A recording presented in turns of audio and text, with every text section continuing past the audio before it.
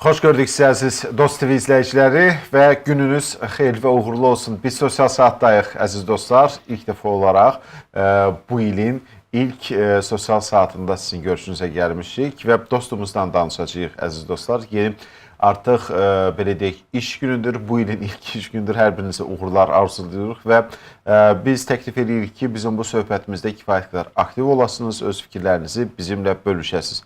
Çünki studiyamızın qonağı Fərid Məmmədovdur, Dayanıqlı və Operativ Sosial Təminat Agentliyinin İdarə Heyətinin sədridir. Fərid müəllim, xoş gəlmisiniz. Xoş gördük sizi. Və artıq belə deyək, iş günü başladı. 2026-cı ilin ilk iş günüdür və bu müddət ərzində elə bizə Dost TV-yə gəldikdə görürük ki, Dostda kifayət qədər qaynar və hərəkətli bir həyatdır. Bu daim belədir. Amma ötən ilə bir baxsaq, biz 2025-ci ili necə xatırlayırıq və ötən hansı nəticələrlə yadda qaldı? Təşəkkür edirəm. İlk növbədə sizi və Dost TV-nin kollektivini yeni il münasibəti ilə təbrik eləmək istəyərdim. Sizə yeni uğurlar, yeni layihələr arzulayırıq. Təşəkkür edirik.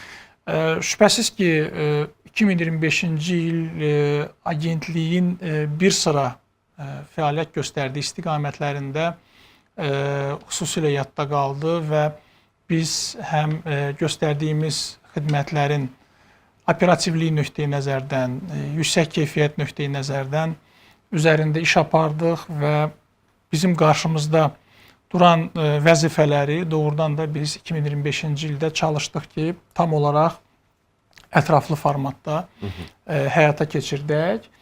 Şübhəsiz ki, xidmətlərlə bağlı burada xidmətlərin təkmilləşdirilməsi, xidmətlərin rəqəmsallaşması və ümumiyyətcə xidmətlərin optimal səviyyədə təqdim edilməsi, vətəndaşlara təqdim edilməsi məsələsi bizim qarşımızda idi və ilin son günlərinə qədər, yəni 25-ci ilin son günlərinə qədər biz bu istiqamətdə işlərimizi apardıq və bunu mən xüsusilə qeyd eləmək istəyirəm ki, 25-ci ili biz 14 istiqamətdə 162 xidmətlə bitirdik. Və artdı.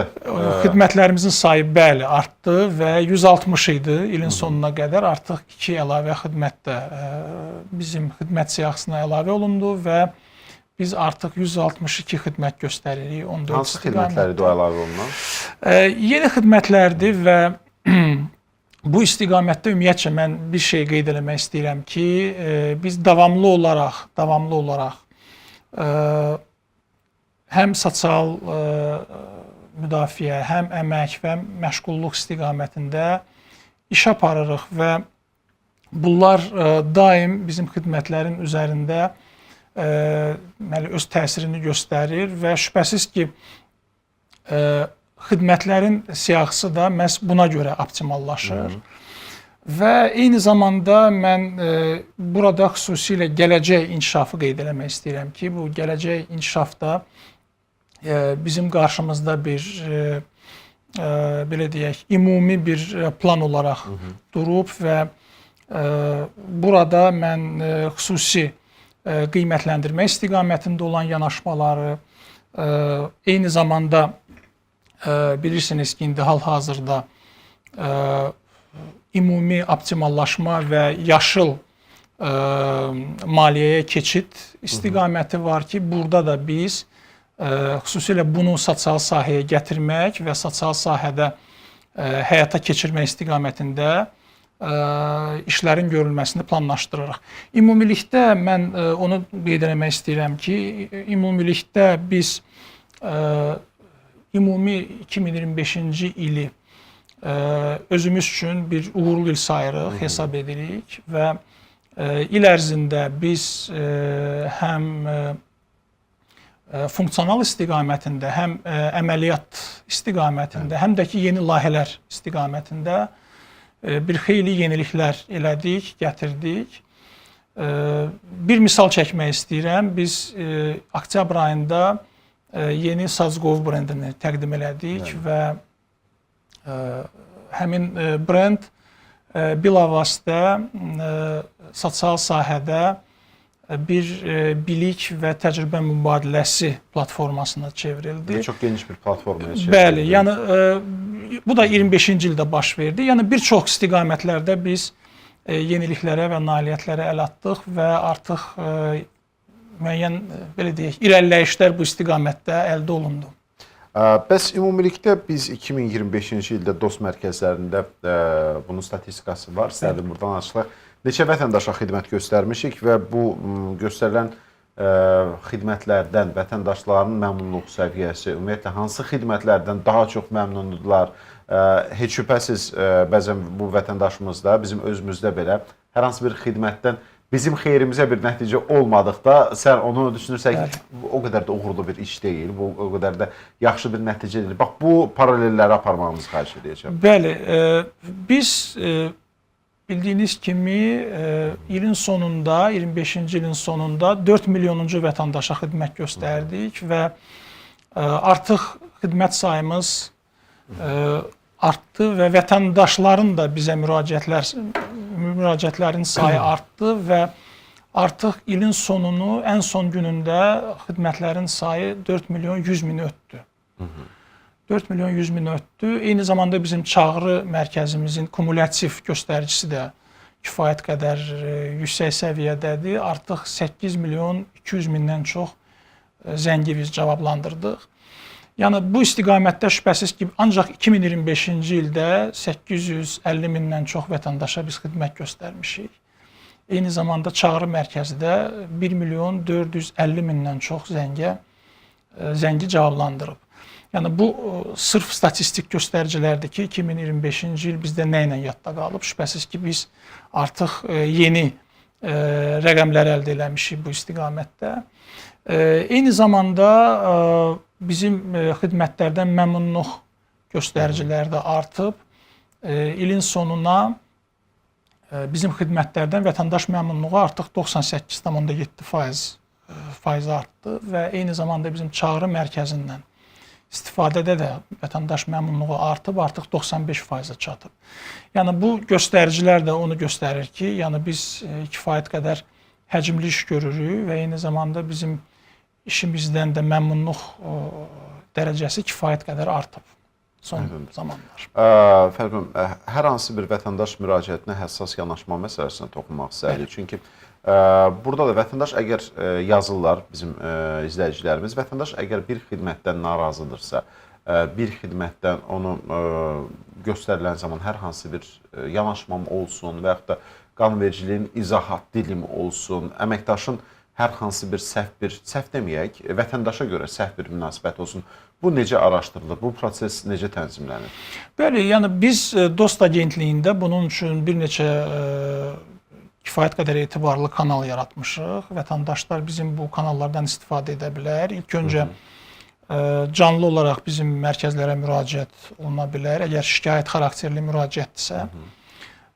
Eyni zamanda bizim virtual formatda da müraciət imkanlarımız var. Yəni bizim veb-sayt vasitəsilə, yəni dost.gov.az saytı vasitəsilə, eyni zamanda bizim bildiyiniz kimi yəni Nazirlik üzrə böyük bir portal fəaliyyətdədir, isocial.az və isocial portalı vasitəsilə də həmin şikayət baxılmağa bizə yollana bilər. Şübhəsiz ki, daxildə də bizim müvafiq struktur bölmələr bu istiqamətdə müəyyən araşdırma aparırlar və araşdırmanın nəticəsi olaraq da vətəndaşa müvafiq qaydada məlumat bildirilir.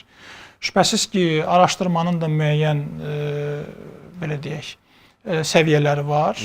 Ona görə ki, belə deyək, şikayət baxır, hərdən müəyyən bir əməliyyat xarakterli məsələlərlə bağlı olur və ya hər hansı bir xidmətlə və ya funksiya ilə bağlı olur ki, o da müəyyən müddət aparır araşdırma və eyni zamanda da müəyyən qaydada bu vətəndaş qəbulu formatında da həyata keçirilir. Yəni vətəndaşlar fiziki formatda da bizim həm mənim tərəfimdən, həm də ki bizim agentliyin müvafiq vəzifəli şəxsləri tərəfindən qəbul olunurlar və onların müraciətləri və şikayətlərinə baxılır bu formatda.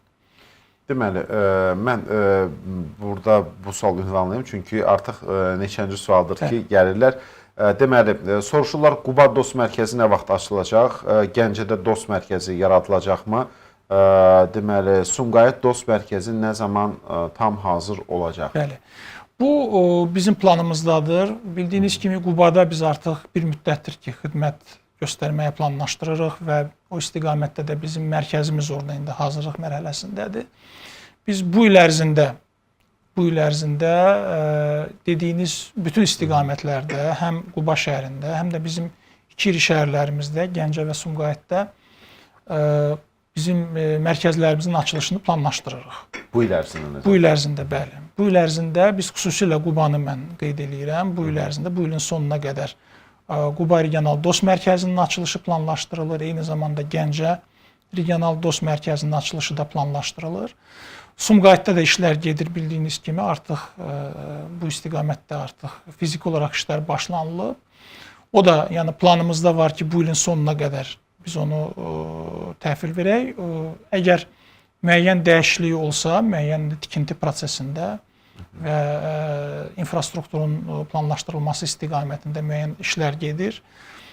Olmasa da növbəti ilin əvvəlinə düşəcək. Yəni Sumqayıtı mən xüsusilə qeyd edirəm. Amma belə ümumilikdə Quba və Gəncə və Sumqayıt üzrə işlər aparılır və bu il ərzində biz bu ilin sonuna qədər həm Quba şəhərində, həm Gəncə şəhərində biz mərkəzlərin açılışını planlaşdırılır. Həminki mərkəzlərdə işə qəbul olmaq istəyən vətəndaşlarımız nə etsinlər, yazırlar. Burada ümumiyyətlə bu prosedur necə tənzimlənir kimi suallar gəlir. İşə qəbulla bağlı mən onu qeyd etmək istəyirəm ki, ümumiyyətcə Əmək və Əhalinin Sosial Müdafiəsi Nazirliyi üzrə mərkəzləşmiş qaydada işə qəbul prosesi həyata keçirilir və müvafiq qaydada elanlar bizim həm sosial şəbəkələrdə, həm elektron vasitələrdə, veb saytımızda yerləşdirilir. Yəni həmin elanlara baxmaq lazımdır, onları izləmək lazımdır. Yəni rəsmi olaraq o elanlara uyğun olaraq da işə qəbul prosesi həyata keçirilir. Həyata keçirilir və bununla bağlı ictimaiyyətə də ətraflı şəkildə məlumat verilir, əziz izləyicilərimiz. Böyük Qayıdış proqramı çərçivəsində işğaldan azad edilmiş ərazilərdə və digər regionlarımızda DOST xidmətlərinin təşkilindən danışardıq. Biz əslində digər regionlarımızdan ötəri danışdıq. Bu Quba, Gəncə və Sumqayıtda, amma xüsusən də Böyük Qayıdış proqramı çərçivəsində görülmüş çoxsaylı işlər var ki, 2025-ci ildə bu icra olundu və 2026-cı ildə hədəf olaraq yəqin ki, müəyyənləşir. Bəli və biz ümumiyyətcə bu prosesi 22-ci ildən başladıq. O zaman Zəngilan rayonunun Ağalı kəndində biz ilk Smart Dost köşkümüzü biz fəaliyyətə açdıq və artıq bir müddətdir ki, həmin köşk fəaliyyətdədir. Vətəndaşlara xidmət göstərilir həmin köşk vasitəsilə.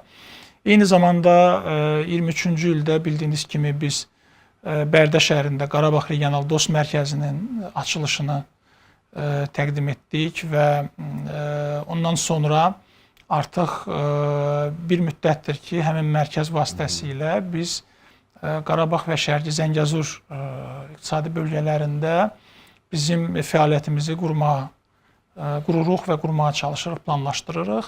Artıq 2025-ci ildə biz Kəlbəcərdə və Füzulidə xidmət məntəqələrimizi açdıq və vətəndaşlar artıq həmin məntəqələrdən istifadə edirlər və həmin məntəqələr vasitəsilə biz hər məntəqədə 162 xidmətdən 125 xidmətimizi göstəririk. Eyni zamanda Şuşa şəhərimizdə biz tam olaraq funksional filialımızı təhvil verdik və artıq Şuşa şəhərində də bizim filial artıq fəaliyyətdədir, fəaliyyət göstərir və xidmət göstərir bizim vətəndaşlara. Yaxın zamanlarda bizim digər rayonlarda da planımız var ki, biz xüsusən Xankəndi şəhərində planlaşdırırıq ki, bizim bir xidmət məntəqəmiz və ya Smart Dost köşkümüz. Biz planlaşdırırıq ki, Smart Dost çox güman ki, köşkü formatında xidmət göstəriləcək. Eyni zamanda digər rayonlarda da, məsələn, xüsusən Xocavənd rayonunda, Xocalıda, bizim digər rayonlarda, məsələn, Cəbrayıl rayonudur, Qubadlıdır, Laçındır. Harada ki, biz planlaşdırırıq ki, bizim ya xidmət məntəqələrimiz, ya bizim tam olaraq filiallarımız təhvil verilsin. Bu istiqamətdə indi hal-hazırda layihələndirmə işi gedir. Yer gəlmişkən bax elə bir sual var idi. Füzulidən vətəndaşımız yazır ki, Bərdədəki dosta getmək üçün böyük bir vaxt tələb olunur. Onun necə kiçik bir filialını yaradılmağa düşünürsünüz? Artıq Füzulidə xidmət məntəqəsi fəaliyyətdədir. Artıq fəaliyyətdədir və bizim vətəndaşımız həmin müraciət edə bilər. Bəli, tam olaraq müraciət edə bilər. Və əslində hardasa ki regional dost mərkəzləri olacaqsa, o rayona yaxın rayonlarda dost məntəqəsinin fəaliyyət göstərməsi nəzərdə tutulur. Bəli. Ya bu smart dost olacaq və yaxud da ya xidmət məntəqəsi və ya filial. Yəni bu indi bizim tam olaraq planlarımıza uyğundur və biz çalışırıq ki, vətəndaşlara yaxın olaq və bütün xidmətləri vətəndaşlara çıxardaq. Yəni vətəndaşlar həmin xidmətlərdən tam olaraq istifadə eləsinlər. Füzuliyə gəldikdə isə artıq orada bizim xidmət məntəqəmiz fəaliyyətdədir və vətəndaşımız ora müraciət edə bilər. Digər bir sual isə smart, yəqin ki smart deyəndə onlayn xidmətlərmi nəzərdə tutulur, necəsə mobil xidmətlər, aydınlıq gətirdi fikrinə. Mobil xidmətlərin təşkil olunması dost üçün nə qədər prioritetdir deyə soruşurlar. Bəzən vətəndaşın gəlməsi və yaxud da vətəndaş qeyd edir ki, yaş faktoru var orada, yaşlı insanlar var, bir ərazidən gəlməsi kimi faktorlar var. Bu birbaşa olaraq mobil dost xidmətinin. Bəli, bizim xidmətlərimizin ümumiyyətcə elektronlaşması, rəqəmsallaşması istiqamətində işlər aparılır. Xidmətlərin 90% artıq rəqəmsallaşıb və rəqəmsal formatda təqdim olunur. Hal-hazırda bu proses davam eləyir. Artıq bilirsiniz ki, süni intellekt dövrüdür və süni intellektin də xidmətlərə gətirilməsi və xidmətlərin daha da bu istiqamətdə proaktiv formatda hətta bir çoxsunun göstərilməsi, eyni zamanda tam olaraq virtuallaşması istiqamətində işlər aparılır. Eyni zamanda mən bununla paralel səyyar xidmətlərin göstərilməsini də qeyd eləmək istəyirəm ki, biz rəqəmsallaşma ilə paralel səyyar xidmətlərin göstərilməsini də təşkil etmişik və yerdən, qeydiyyatdan asılı olmayaraq xidmətləri göstəririk, amma yenə də vətəndaşlar bizə müraciət edib səyyar xidmətlərlə də yararlana bilər. Burada da bir çətinliyimiz yoxdur. Əgər vətəndaş müraciət edərsə, səyyar xidmət almaq istəyirsə, adiyyatı üzrə dostun saytına müraciət etməlidir, 142 çağrı mərkəzinə müraciət etməlidir. Şübhəsiz ki, bu bir faktora bağlı olacaq. O da bizim belə deyək, lokasiyamız, yəni yerləşməmiz. Əgər biz həmin bölgədə və ya şəhərdə yerləşmiriksə, şübhəsiz ki, o istiqamətdə bir qədər çətindir bizə hər hansı bir xidmət göstərməyə. Şübhəsiz ki, bizdən başqa digər qurumlar da var ki, yəni bizdən öncə onlar o xidmətləri göstərib. Və bildiyiniz kimi Dövlət Sosial Müdafiə Fondu, Dövlət Məşğulluq Agentliyi və digər müvafiq qurumlar bu istiqamətdə həmin bölgələrdə və ya rayonlarda, hardakı dost yerləşmir hələ ki, orada onlar o xidmətləri davam edirlər göstərməyə. Amma dost mərkəzləri və ya məntəqələri və ya filialları yerləşən yerlərdə, şəhərlərdə, bölgələrdə şübhəsiz ki, biz həmin o səyyar xidməti göstərə bilərik. 2025-ci ildə Dost Agentliyi rəqəmsal xidmətlərin genişləndirilməsi və innovativ həllərin tətbiqi sahəsində də kifayət qədər yeniliklər imza atdı. Biraz ondan danışardıq. Bəli, eləmişik və bu istiqamətdə işlər daim gedir bizdə. Və mən artıq qeyd elədim ki, rəqəmsallaşma faizi artıq 90%-dir və bu istiqamətdə işlər davam eləyir. Eyni zamanda bir çox istiqamətlər üzrə də işlər davam eləyir. Məsələn, əmək və məşğulluq istiqamətində bilirsiniz ki, ümumi mərkəzləşmiş elektron informasiya sistemi bizdə fəaliyyətdədir və həmin mərkəzləşmiş elektron informasiya sisteminin daxilində də müxtəlif elektron alt sistemlər fəaliyyətdədir ki, həmin alt sistemlər də müxtəlif istiqamətləri əhatə edir və xidmətlər də həmin alt sistemlər vasitəsilə göstərilir və biz burada da bir çox işlər görmüşük. Məsələn, iş yerinə dair arayışın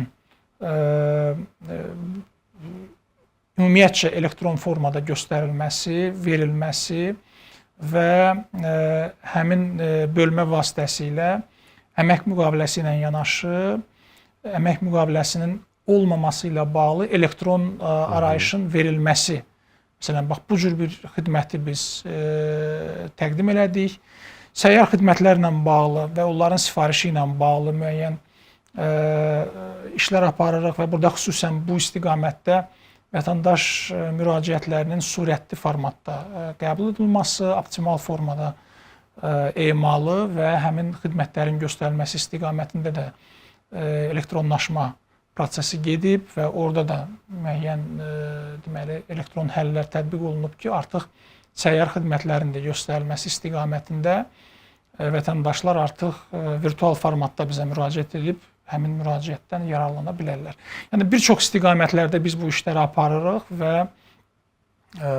bu iş dayanmır, bu iş daimidir. Ona görə ki, bilirsiniz ki, dünyada da bu istiqamətdə işlər geniş formatda aparılır. Biz də bundan artıq geri qalmırıq, kənar qalmırıq. Vətəndaşlarımızın suallarına keçid alardıq, çünki onları da maraqlandıran bir neçə suallar var, hansı ki, DOST xidmətinə bağlıdır. 142 çağrı mərkəzində gözləmənin azaldılması üçün hansı işlər görülür? Yəni ki, xəttə gözləmədən söhbət gedir. Ümumiyyətlə... Bu istiqamətdə ümumiyyətlə statistikalar kifayət qədər optimaldır bizdə artıq. Yəni gözləmə və vətəndaşa xidmət göstərmə. Yəni biz optimal 5 dəqiqəyə qədər olan periodda vətəndaşa xidməti göstərə bilirik. Yəni orada təxmini 3 dəqiqə yarım xidmətin özünün orta statistik göstərici ilə göstərilməsi və hardasa 1 dəqiqəyə qədər xəttə gözləmə. Kanalların məşğul olması kimi bir problemlə üzləşirikmi hazırda? Hazırda bu belə bir dərin problem deyil. Yəni əvvəllər şübhəsiz ki, bu problem daha dərin idi və bilirsiniz ki, xüsusən pandemiya dövründə bu problem özünü çox biruzə verdi o zaman. Amma hal-hazırda biz kifayət qədər texniki imkanlara maliki və eyni zamanda texniki nöqteyi nəzərdən və proqram tətbiqi nöqteyi nəzərdən də biz təkmilləşmişik. Eyni zamanda bildiyiniz kimi çağrı mərkəzi 142-nin özü də bir struktur bölmə olaraq da təkmilləşib, artıq MMC formatında fəaliyyət göstərir. Operatorların da sayı kifayət qədər artıb və eyni zamanda institusional nöqteyi nəzərdən də, təşkilati nöqteyi nəzərdən də çağrı mərkəzi özü təkmilləşib son dövrlərdə. Ona görə bütün bunları nəzərə alaraq, yəni həm bunun texniki tərəfini, proqram təminat tərəfini, eyni zamanda bunun təşkilati, institusional tərəfində nəzərə alsaq, təkmilləşmə kifayət qədər geniş gedib və gedir hal-hazırda, dayanmır. Amma yenə də yəni statistik göstəricilər onu göstərir ki, 5 dəqiqəyə qədər olan periodda müddətdə həm gözləmə, həm də ki, xidmət göstərmədir. DOST mərkəzinə gələn vətəndaş ortalama neçə dəqiqə ərzində xidmət alır? Bugünə təxmini 10 dəqiqə, onun hardasa 2 dəqiqədən bir qədər çox olan müddəti gözləmədir və hardasa 7 dəqiqə yarım, 8 dəqiqəyə yaxın xidmətin özünün göstərilmə periodudur. Hardasa 10 dəqiqəyə yaxın vaxt sərf olunur, orta statistik göstərici olaraq. Yəni vətəndaş mərkəzə gəlir və 10 dəqiqə ərzində xidmətini alıb mərkəzi tərk edir. Aydındır. Deməli, səyyar xidmətdən yararlanmaq üçün neçə gün qabaq müraciət etmək lazımdır? Orada məsələ gündən getmir, yəni müraciətin özündən gedir. Yəni müraciət və eyni zamanda müraciətin məzmunu, mövzusu bilinəndən sonra artıq o müddət ona uyğun proqram hesablanır, tərtib olunur deyə bilərik. Digər bir sual isə DOST mərkəzlərində imtina üçün göndərilən cavabı rəsmi qaydada ala bilərikmi deyir? İmtina üçün. Xidmətlə bağlı çox güman ki. Bəli, hər hansı bir imtina verilir vətəndaşa və bununla bağlı rəsmi məktub almaq istəyir, digər instansiyaya müraciət etmək üçün. Bəli, bu mümkündür və əslində həmin rəsmi imtina da rəsmi məktub formatında təqdim olunur. Ona görə yəni mən düşünürəm ki, burada heç bir çətinlik olmamalıdır. Bəli, çətinlik olmamalıdır. Və əslində bu sahələrlə bağlı ətraflı şəkildə biz danışdıq. Bizim kiçik bir fasiləmiz var. Dostlar, suallarınızda hər birini oxuyacağıq. Kiçik bir fasilədən sonra Fərid müəllim sizin sualları cavablamış olacaq. Bizimlə qalın, davam edirik.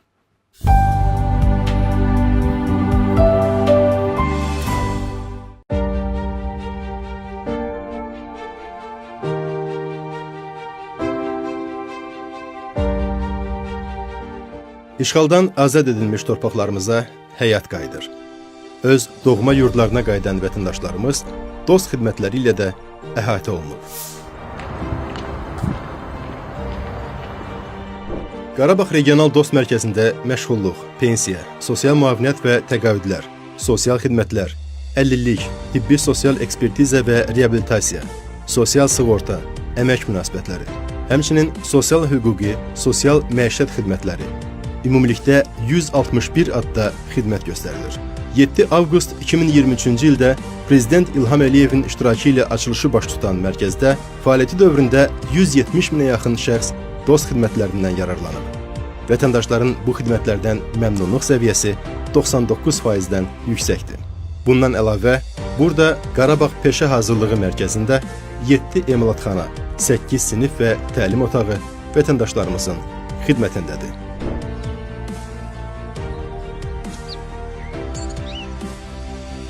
...2024-cü ildə mərkəzin Şuşa filialı fəaliyyətə başladı. İndi artıq Şuşada da vətəndaşlarımız bir pəncərə prinsipi ilə təqdim edilən dövlət sosial xidmətlərindən rahatlıqla yararlana bilirlər. Fəaliyyəti dövründə filialda 1500-ə yaxın vətəndaşımıza xidmət göstərilir. 3 ildən çoxdur ki, Zəngilan rayonunun Ağalı kəndində ölkənin ilk Smart DOST məntəqəsi fəaliyyət göstərir. Burada vətəndaşlar əmək, məşğulluq, sosial müdafiə və sosial təminat sahəsində xidmətlərdən şəffaf və rahat şəkildə faydalana bilir. Məntəqədə xidmətlər onlayn qəbul sistemi vasitəsilə virtual olaraq göstərilir.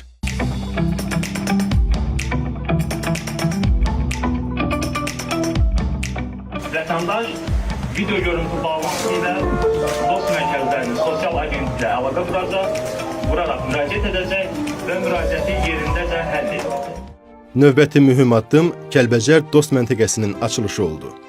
Burada gün ərzində 120-yədək vətəndaşın qəbulu mümkündür. Xidmətlər müasir, şəffaf və çevik mexanizmlərlə göstərilir.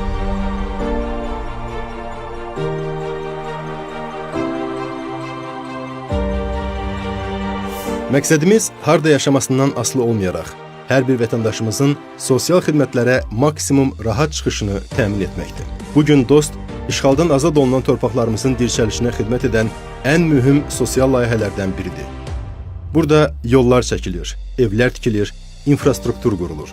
Amma ən böyük nailiyyət doğma torpaqlarına qayıdan insanların üzündəki təbəssümdür. DOST bu torpaqlara təkcə xidmət deyil, həm də sabaha inam gətirir.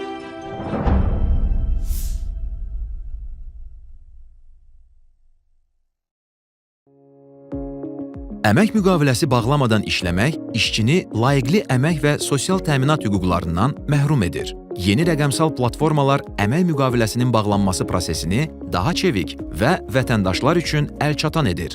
İşçi və işə götürənlər arasında əmək müqavilələri əmək və məşğulluq alt sistemi platformasında elektron qaydada imzalanır. Bu proseslər Sima imza, Asan imza və elektron imza vasitəsilə həyata keçirilir. Eyni zamanda e-sosial portalının mobil tətbiqinə əlavə olunmuş yeni funksiya sizə bir kliklə əmək müqaviləsini imzalamağa imkan verir. Necə? İşə götürən tərəfindən təsdiq üçün təqdim edilən əmək müqaviləsi vətəndaşın e-sosial mobil tətbiqində əmək müqaviləsinin imzalanması bölməsində əks olunur. İşə qəbul olunmuş şəxs bu müqaviləni Sima rəqəmsal imza və ya Asan imza vasitəsilə rahat şəkildə imzalaya bilir. İşə götürənlərin diqqətinə. Əmək müqavilələrinin elektron sənəd formasına keçirilməsinin son müddəti iri, orta, kiçik və mikro sahibkarlıq subyekti olan, habelə sahibkarlıq subyekti olmayan işə götürənlər üçün 2025-ci il 1 iyul, ailə kəndli təsərrüfatları və ailə müəssisələrinin işə götürənləri üçün isə 2026-cı il 1 yanvardır. Əlavə məlumat üçün 142 çağrı mərkəzinə müraciət edə bilərsiniz. Əmək müqaviləsi ilə sosial hüquqlarımızı birlikdə qoruyaq.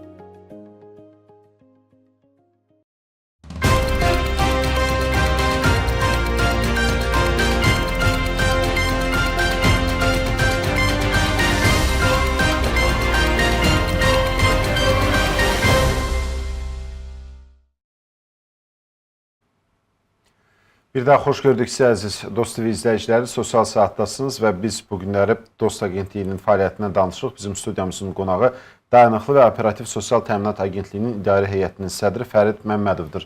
Fərid müəllim, sizin sualları cavablamış olur. Bizə yaza bilərsiniz, öz fikirlərinizi bizimlə bölüşə bilərsiniz. Bu müddət ərzində yazdığınız bəzi sualları səsləndirdim və Fərid müəllim, vətəndaşlarımız bizdən soruşur ki, Dost Agentliyi Nazirliyin bütün xidmətlərini mi göstərir, yoxsa hələ göstərmədiyi xidməti var?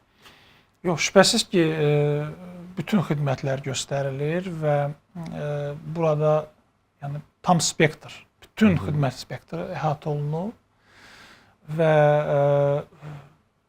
planımızda odur ki, indi biz artıq qeyd elədik ki, bizim xidmət siyahısı daim optimallaşır. İl ərzində bir neçə dəfə optimallaşıb keçən il, 25-ci ildə. Biz bu ildə gözləyirik ki, optimallaşma davam eləyəcək. Şübhəsiz ki, bütün xidmətlər Dost Agentliyi tərəfindən əhatə olunur.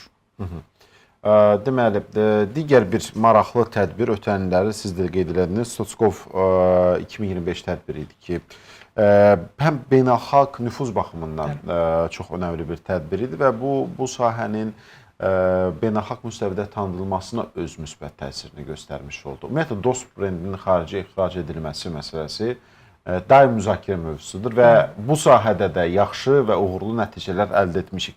Biraz bu barədə danışaq. Bəli, Dost brend olaraq, model olaraq sosial sahədə artıq dünyada da tanınır. Biz bu istiqamətdə geniş miqyaslı təşviqat işi aparmışıq və bir sıra ölkələr var ki, maraq göstərirlər bu modelə və bu istiqamətdə də iş aparırıq biz.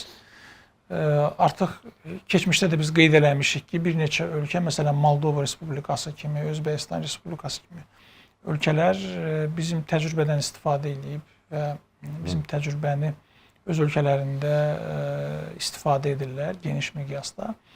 Və siz qeyd elədiniz Sotskov brendini. Bəli, bu Sotskov brendi artıq bizim üçün bir belə deyək, bir platforma formatına çevrilib, bir brendə çevrilib, eyni zamanda platforma formatına çevrilib ki, həmin platformada biz müxtəlif yerli və beynəlxalq ekspertlərin təcrübə, bilik mübadiləsini təşkil edirik. Eyni zamanda illik bu istiqamətdə də tədbirlərin keçirilməsi planlaşdırılır. Artıq oktyabr ayında biz 25-ci ilin 24 oktyabr tarixində biz ilk konfransı keçirdik bu brend altında. Bu il növbəti bu istiqamətdə tədbirin keçirilməsi gözlənilir. Eyni zamanda tədbir daha şaxələnəcəkmi? Şaxələnəcək, bəli, genişlənəcək və eyni zamanda biz planlaşdırmışıq ki, bu il biz ilk dəfə sosial sahədə Azərbaycanda mükafatlandırma tədbirini keçirdək və bu mükafatlandırmanı artıq ən azı regional, ola bilsin beynəlxalq səviyyəyə çıxardaq. Hal-hazırda bu istiqamətdə daxili məsləhətləşmələr gedir. Olacaq?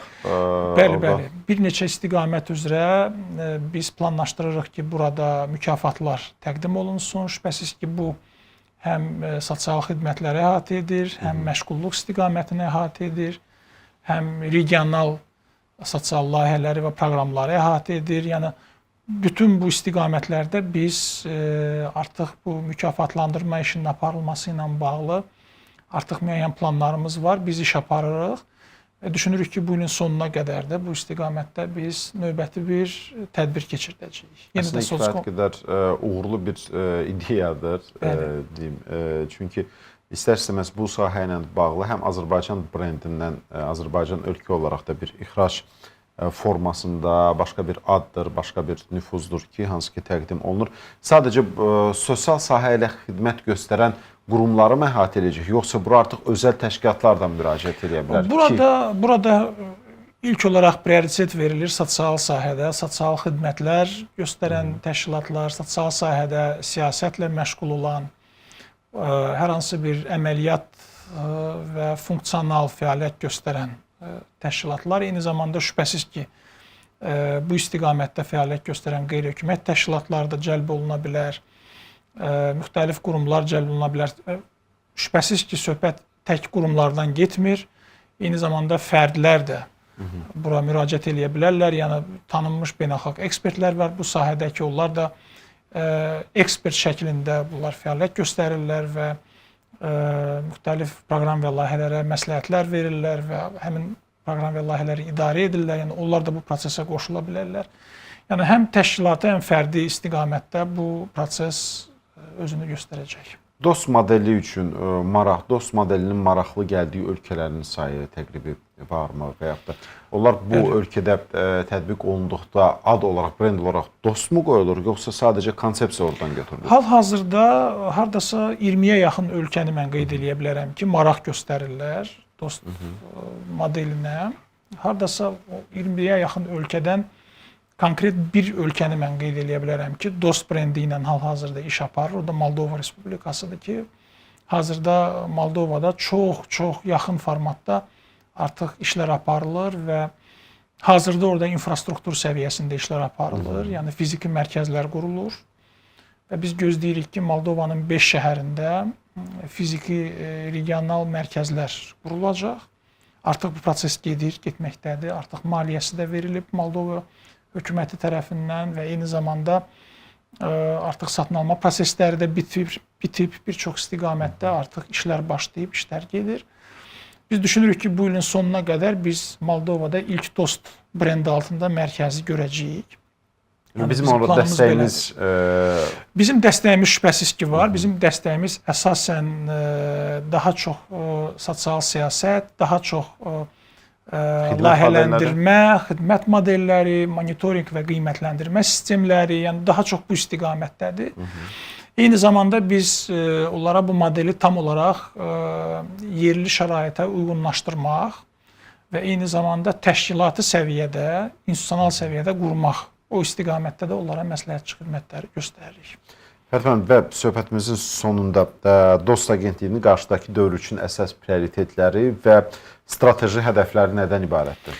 Şübhəsiz ki, bu istiqamətdə bizə əsas məsələ bizdə xidmətlərin əlçatanlığının genişləndirilməsi, xidmətlərin daha da səmərəli və sadə formatda vətəndaşlara göstərilməsi. Eyni zamanda mən artıq qeyd elədim, süni intellektin xidmətlər istiqamətində tətbiqi və əgər biz rəqəmsallaşmadan danışırıqsa, şübhəsiz ki, süni intellekt də burada əsas rol oynayır. Süni intellekt də xidmətlərə şübhəsiz ki, effektivlik gətirəcək, vətəndaşlara həmin xidmətləri daha sadə formatda təqdim edəcək, daha rahat formatda həmin xidmətlər göstərilə biləcək. Bəzi bizim vətəndaşlarımız bu barədə sualları verirlər artıq. Və şübhəsiz ki, bu əlçatanlığı artıracaq, genişləndirəcək. Eyni zamanda bizim müəyyən strateji hədəflərimiz var idi ki, bizim strategiyamız bu il 26-cı ildə artıq bitmək üzrədir və biz yeni strategiyamızın işlənməsi istiqamətində fəaliyyətdə olacağıq, işlər aparılacaq. Artıq siz qeyd elədiniz ki, beynəlxalq səviyyədə bizim müəyyən planlarımız var ki, mən artıq qeyd elədim, Moldovada bu ilin sonuna qədər ilk mərkəzin təhvilini planlaşdırırıq ki, DOST brendi altında ilk mərkəz təhvil verilməlidir. Artıq fiziki olaraq təhvil verilməlidir. Eyni zamanda biz yeni ölkələrlə artıq əməkdaşlığa başlamaq niyyətindəyik. Məsələn, Xorvatiya Respublikası böyük maraq göstərir DOST modelinə və biz artıq bu il ərzində Xorvatiya Respublikası ilə də bu istiqamətdə işlərin aparılmasını planlaşdırırıq. Bu da bizim üçün çox önəmlidir. Nəyə görə? Xorvatiya Avropa İttifaqının üzvüdür, bildiyiniz kimi və bizim üçün də bu çox maraqlı olacaq. Ona görə ki, Avropa İttifaqının üzvü olan ölkəsi ilə biz bu istiqamətdə əməkdaşlıq quracağıq. Müxtəlif digər ölkələrdən də maraqlananlar var və biz o istiqamətdə də işlər aparırıq. Yəni, beynəlxalq səviyyədə də şübhəsiz ki, bu özünü göstərir. Eyni zamanda Sazgov brendinin təşviqi ilə bağlı biz artıq qeyd elədik. Biz bu ildə bu istiqamətdə işlər aparacağıq və artıq biraz yeniliklər olacaq. Çox yeni maraqlı proyektlər olacaq, layihələr olacaq və biz onları da bu brend altında həyata keçirdəcəyik. Ümumiyyətcə, DOST konsepsiyası ilə bağlı biz xidmətlərin keyfiyyətinin yüksəlməsi bu bizim üçün çox önəmli bir məsələdir və biz burada yeni keyfiyyət meyarlarının təyinatı, yeni keyfiyyət meyarlarının ümumiyyətcə istifadəsi və burada monitorinq və qiymətləndirmə bizim üçün çox Bəli. önəmlidir və bunun yekun olaraq da vətəndaş məmnunluğunun artırılmasıdır. Əsas hədəfimiz də budur. Hədəf də budur, bəli. Təşəkkür edirik, çox sağ olun. Minnətdarıq bu günlər gəldiniz və bizim ilk buraxılışımızda bizimlə birlikdə olduğunuz vətəndaşımızın suallarını cavablandırdınız. Əziz dostlar, qeyd edeyim ki, Sosial Saatın qonağı Dayanıqlı və Operativ Sosial Təminat Agentliyinin İdarə Heyətinin sədri Fərid Məmmədov idi ki, həm bizim, həm də vətəndaşımızın sualını cavablamış oldu. Mən sizinlə sağollaşıram. Növbəti Sosial Saatda görüşmək ümidi ilə deyirik. Özünüzə yaxşı baxın və salamat qalın.